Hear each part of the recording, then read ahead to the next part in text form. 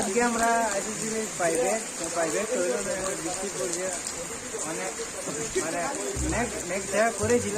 আমরা দেখিয়েছি মেঘ দেখা, কিন্তু একটা পড়ার আশা, এই পড়ার আশায় আমরা চলে এসেছি এখন বাগাবানে আটকে আছি এখন। এই বাগাবানে আমি আছি, কার্তিক আছে, আর এখানে আমার চূড়া, আর এদিকে আছে এখানে সৌরাট, আর এখানে একটা দাদা আছে, আর আরেকজন আছে। যাই হোক, আমরা এখন আছি ভাগাবান্ধে আছি, কিন্তু টিউশন তো যেতে পারি না, আর এখন পুরো বৃষ্টি পড়ছে, দেখতে পাচ্ছি এখন। আর যেটা বলে পড়ার নেশা এতটা কি, ম্যাক দেখে নাকি চলে এসে, আর এখন গ্রুপে মেসেজ করছে যে আজ ক্লাস করতে হবে না। এটা কোনো মানে হয়? এটা কোনো মানে হয়?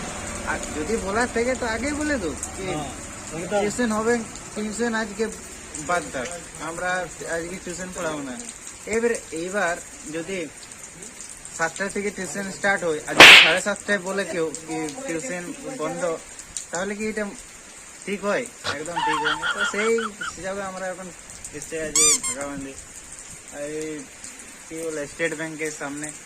তো দেখি এখন কি হয়, বৃষ্টি থামবার কোনো নাম নেই, আর পুরো এখন মেঘ ছায়া করে আছে, দেখতে পাচ্ছ তোমরা।